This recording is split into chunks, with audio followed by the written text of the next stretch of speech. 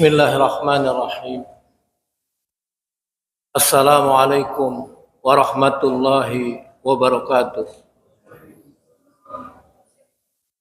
Innal hamdalillah nahmaduhu wa nasta'inuhu wa nastaghfiruh wa na'udzu billahi min syururi anfusina wa min sayyiati a'malina may yahdihillahu fala mudilla lahu wa may yudlil fala hadiya lahu. Asyhadu an la ilaha illallah wahdahu la syarika lah wa asyhadu anna Muhammadan abduhu wa rasuluh la nabiyya ba'dah. Allahumma salli wa sallim ala Muhammadin wa ala alihi wa ashabihi wa man tabi'ahum bi ihsani ila yaumiddin. Amma ba'du fa ya ibadallah, jamaah masjid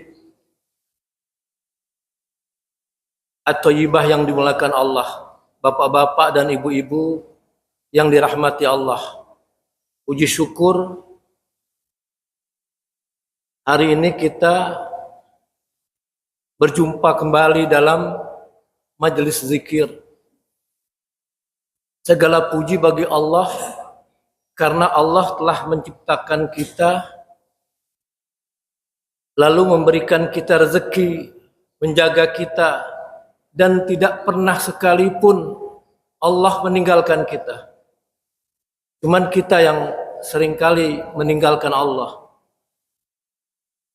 Salawat dan salam semoga tercurah kepada Nabi Muhammad SAW, juga kepada keluarga dan para sahabatnya yang dengan upaya beliau kita telah terbebas dari alam jahiliyah.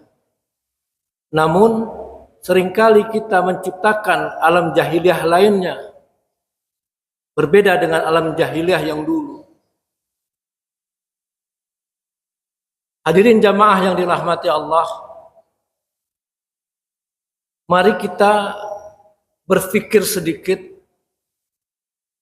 ada tidak orang-orang yang dahulu dekat dengan kita, tapi sekarang ini terasa jauh.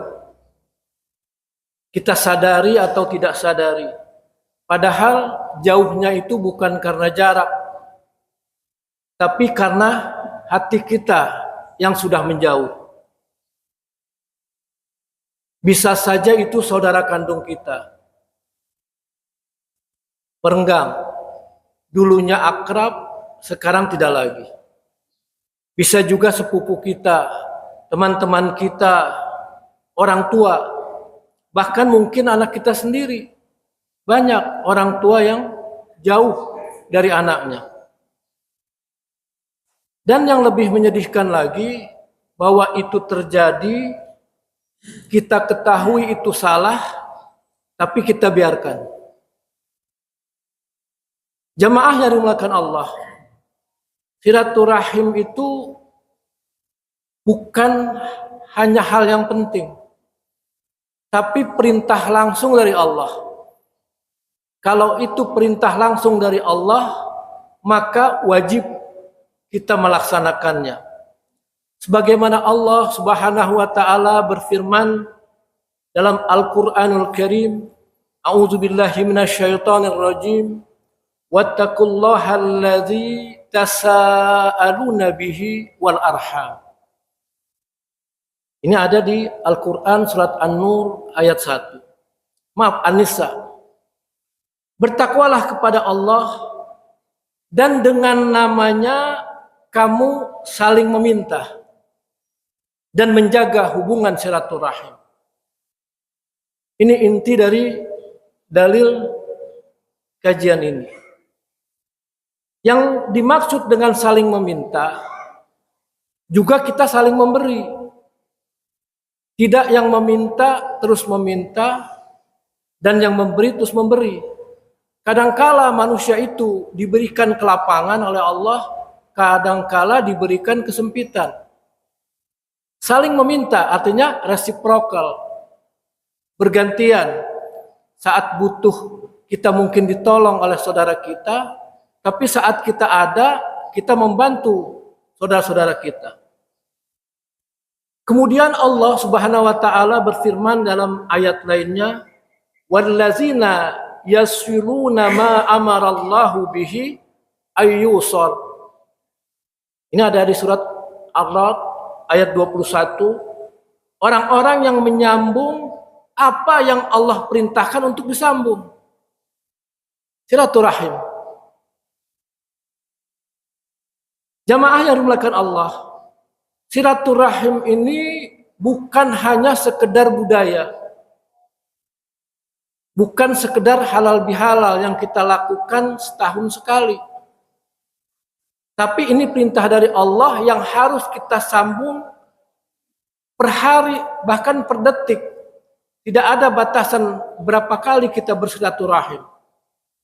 Saat kita punya waktu, luangkanlah kita mengunjungi saudara-saudara kita, teman kita, keluarga kita. Dan yang perlu kita yakini lagi bahwa silaturahim itu adalah bukti keimanan.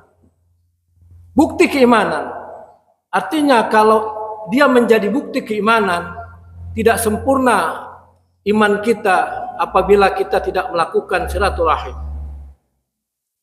Nabi sallallahu alaihi wasallam bersabda, "Man kana yu'minu billahi wal yaumil akhir," barang siapa yang beriman kepada Allah dan hari akhir, falyasil rahimah, hendaklah dia menyambung tali silaturahim. Ini hadis riwayat Bukhari dan Muslim. Jamaah yang dimuliakan Allah, ukurannya jelas. Bukan hanya yang rajin beribadah, kita sholat, kita puasa, bukan yang banyak ilmu, tapi juga bagaimana hubungan kita dengan orang lain. Kita beriman kepada Allah dan hari akhir, juga kita menjalin hubungan silaturahim. Jamaah yang dimuliakan Allah, berikutnya silaturahim juga dapat membuka pintu rezeki dan juga panjang umur. Kita tidak menyadari, tapi ini ada dalam hadis Nabi, "Man ahabba ayyubsata lahu fi rizqihi wa yunsa'alahu fi atharihi falyasil rahimah." Falyasil rahimah. Siapa yang ingin diluaskan rezekinya, ini Nabi bersabda, dan dipanjangkan umurnya, maka sambunglah tali silaturahim. Siapa yang nggak mau panjang umur? Semua orang kalau ditanya mau panjang umur apa pendek umur, pasti maunya panjang umur. Siapa yang nggak mau rezekinya banyak? Kesehatan juga rezeki. Jamaah yang dimuliakan Allah, kadangkala kita mencari solusi kemana-mana untuk mencari menjalin silaturahim kepada saudara-saudara kita. Namun jawabannya sebenarnya sederhana. Dengan menjawab telepon, dengan menjawab chatting, ya, atau kita kunjungi teman kita, saudara kita, itu sudah merupakan solusi dari silaturahim. Dan kita sudah termasuk menyempurnakan keimanan kita. Jamaah yang dimuliakan Allah, saat ini orang banyak mencari rezeki dengan bekerja keras. Katanya kalau tidak bekerja keras kita tidak dapat rezeki. Kita menggalang bisnis, kita melakukan investasi dana kita agar berkembang. Tapi mereka lupa silaturahim. Dengan silaturahim Allah akan membuka rezeki. Jalannya bisa macam-macam. Bahkan kita kunjungi teman kita yang sudah lama tidak bertemu, berbicara, berbincang, "Wahai sobat, apa pekerjaanmu?" "Aduh, saya ini kontraktor. Kebetulan lagi sepi nih sekarang.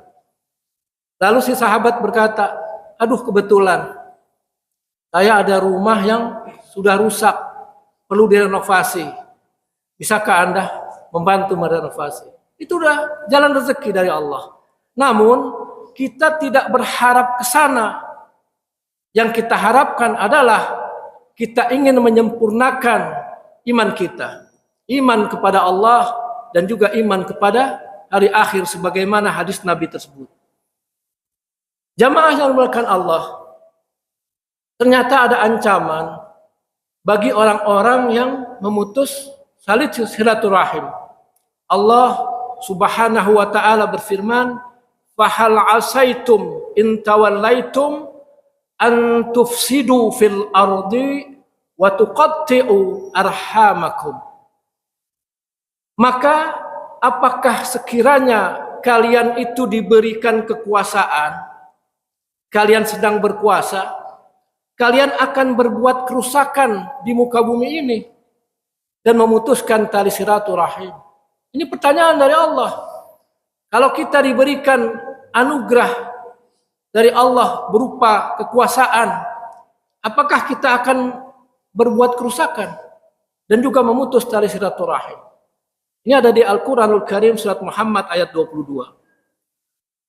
Kemudian ada sebuah hadis, la yadkhulul jannah qati'. Qati' memotong, memutus. Hadis riwayat Imam Bukhari dan Muslim. Artinya tidak akan masuk surga orang yang memutus tali silaturahim. Jamaah yang dimuliakan Allah, jadi ini perkara berat, bukan sederhana. Memutus tali silaturahim adalah sesuatu perbuatan yang tercela karena akan tidak menyempurnakan iman kita dan kita tidak akan masuk surga. Jadi jangan diremehkan. Jadi itu bukan sekedar dosa kecil, tapi sebuah ancaman yang besar. Saya akan coba memberikan contoh kisah teladan para sahabat Nabi, juga ulama terdahulu. Yang pertama adalah kisah Abu Bakar As-Siddiq radhiyallahu anhu. Jadi pada zaman beliau ada sahabat atau kerabat beliau yang bernama Mistah.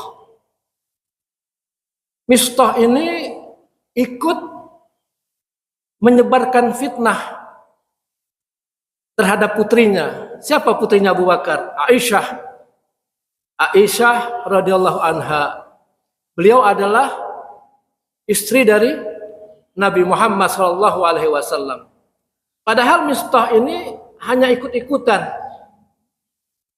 Jadi pada saat itu Aisyah dituduh selingkuh dengan seseorang yang bernama Safwan bin Mu'attal.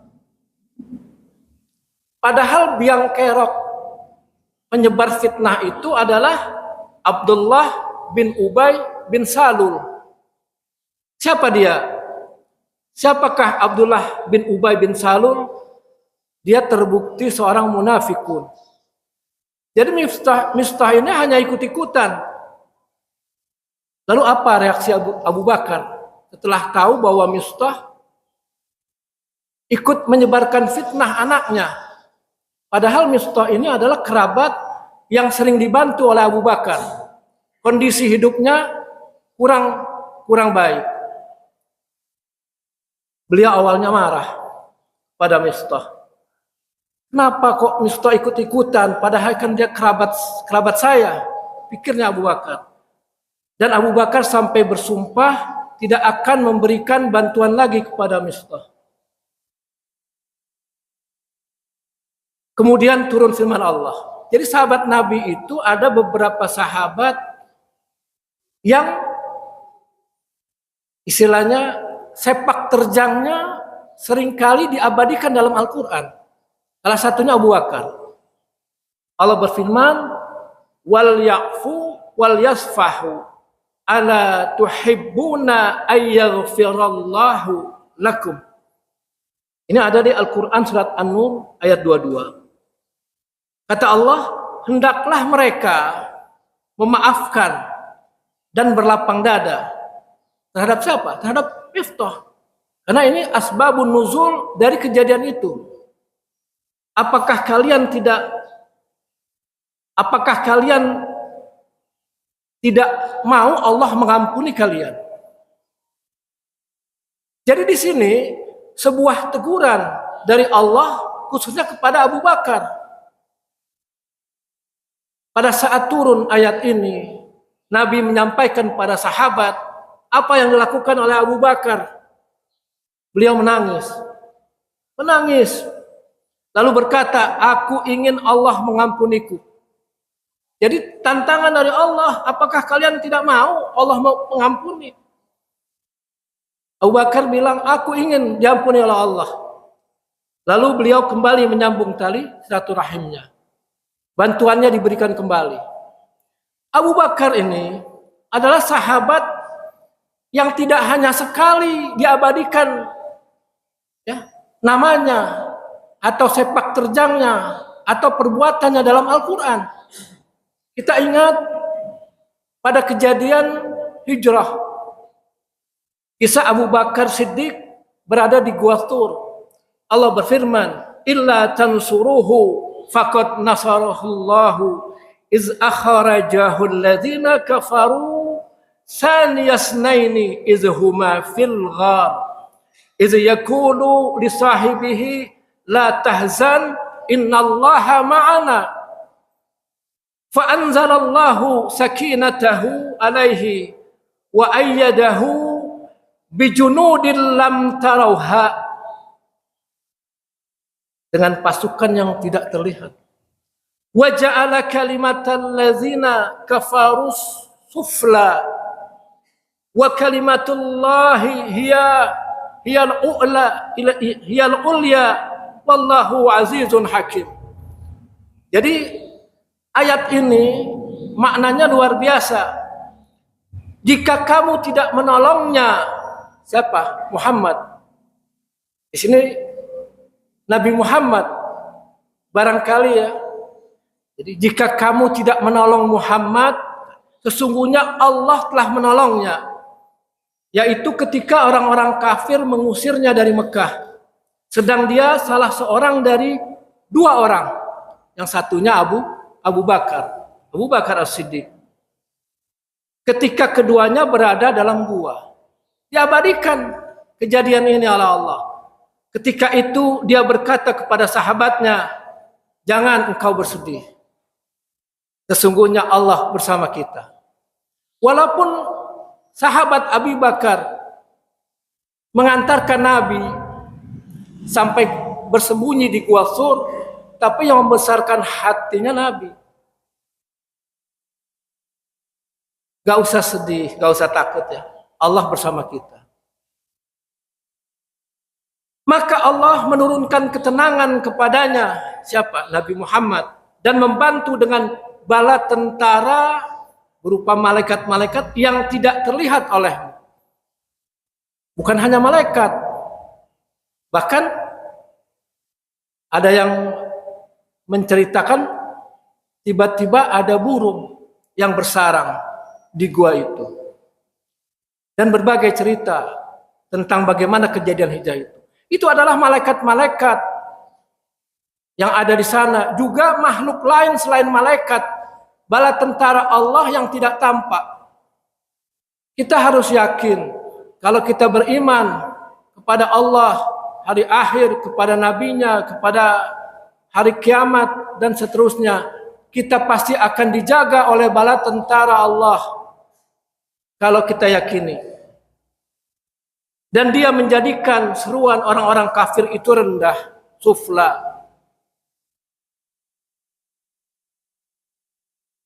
Dan orang-orang beriman, kalimat Allah itu adalah bagi orang ulia, tinggi.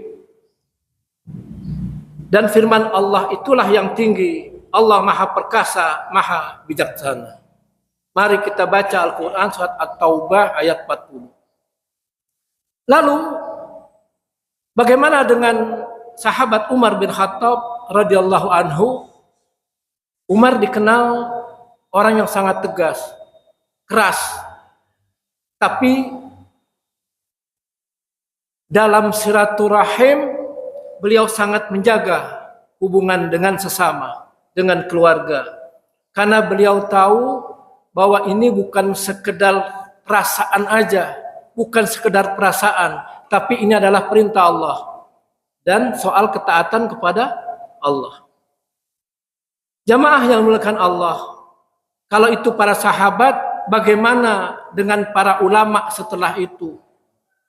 Para ulama terdahulu, mereka tidak hanya berilmu, tapi juga berakhlak. Contohnya Imam Ahmad bin Hanbal rahimahullahu ta'ala, beliau pernah disakiti, difitnah, bahkan dipenjara.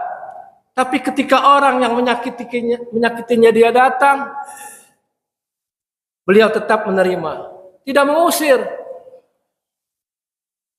Dulu Anda yang memfitnah saya, enggak, tapi diterima, dimaafkan, tetap menjaga hubungan silaturahim.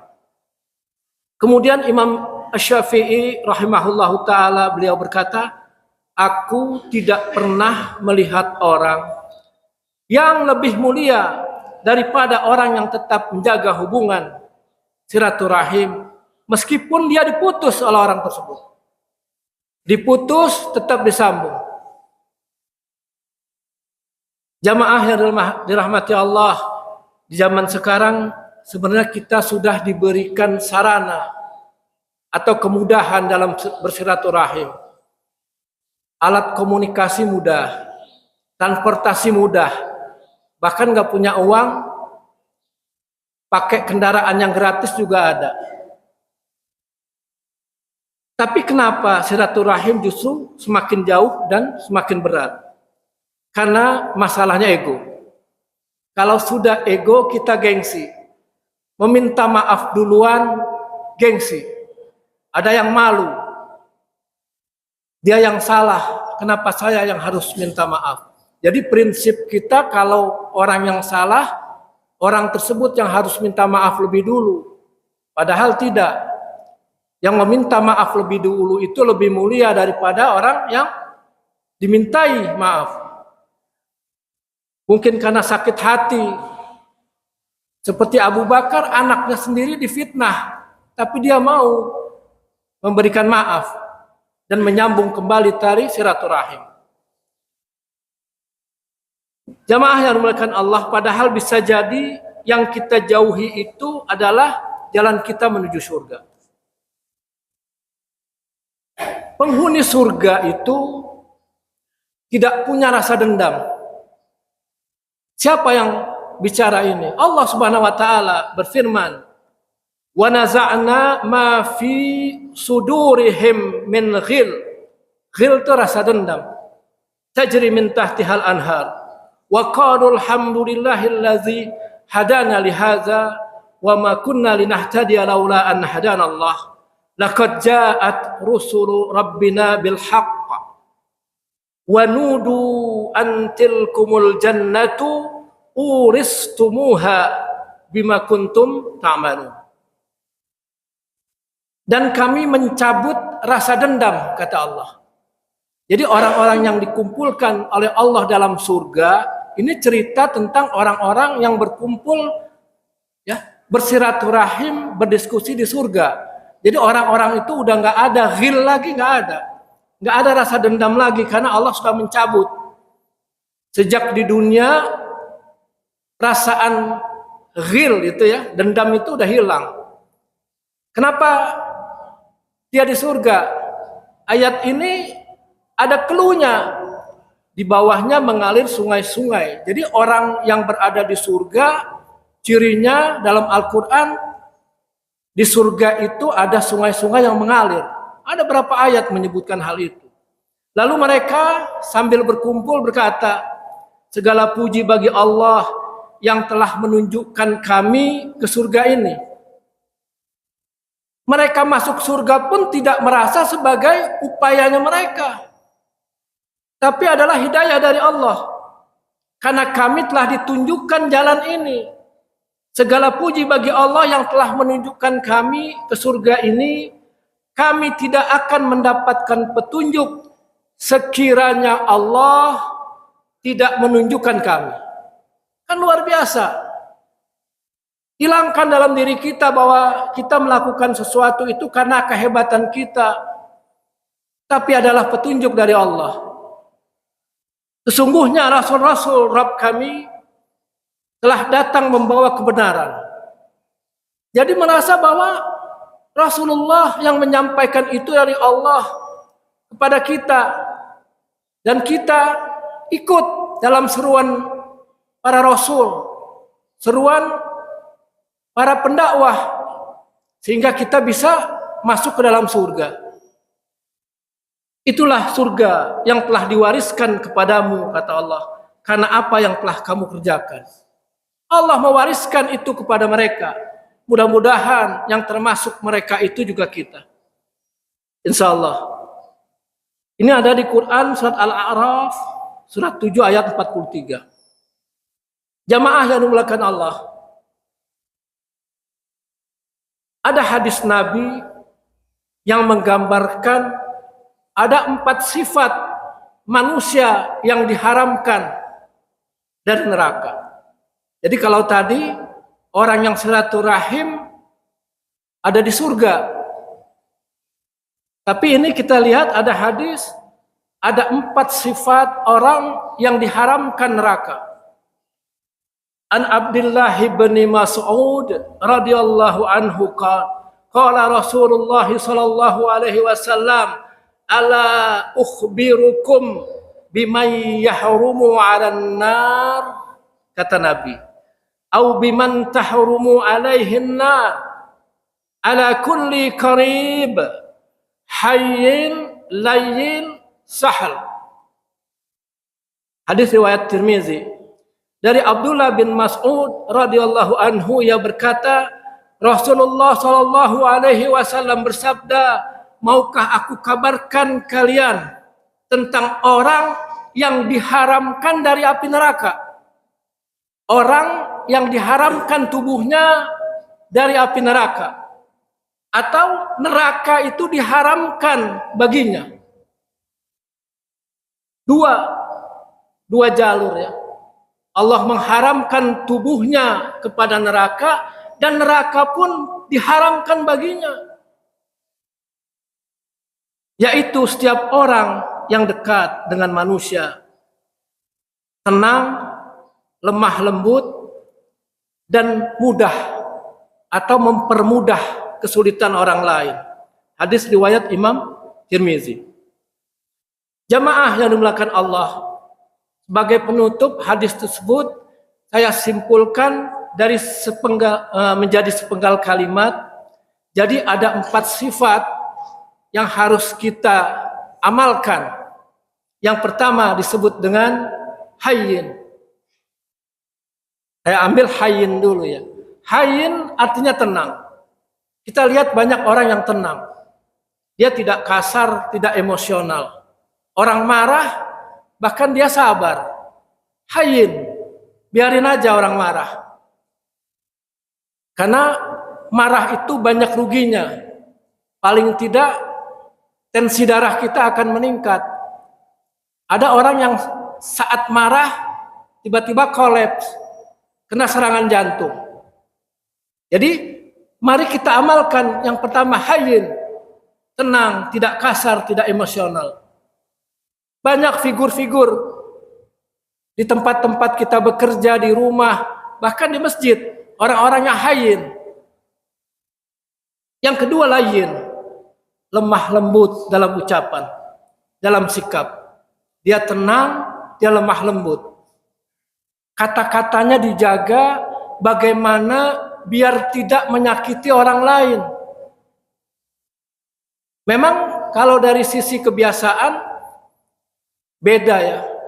Suku dari Batak dengan suku dari Jawa, Sunda. Ada yang halus, ada yang kasar. Tapi itu bawaan. Yang dimaksud bukan ke sana. Tapi yang keluar dari hatinya.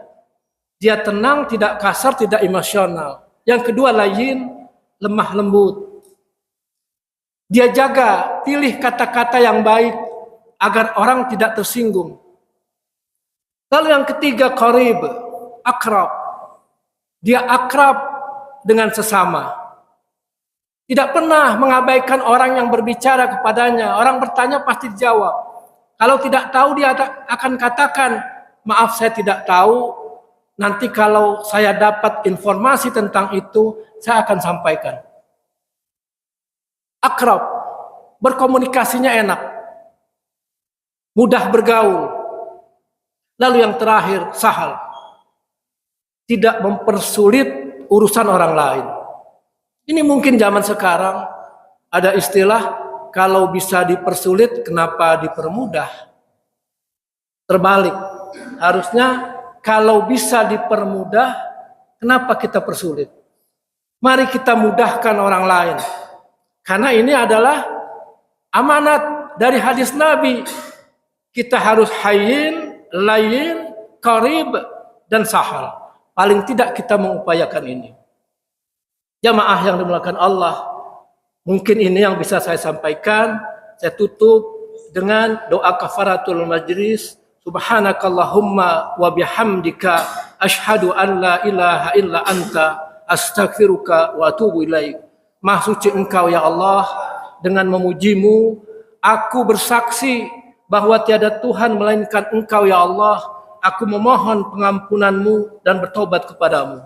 Billahi taufiq wal hidayah wal afu minkum. Wassalamualaikum warahmatullahi wabarakatuh.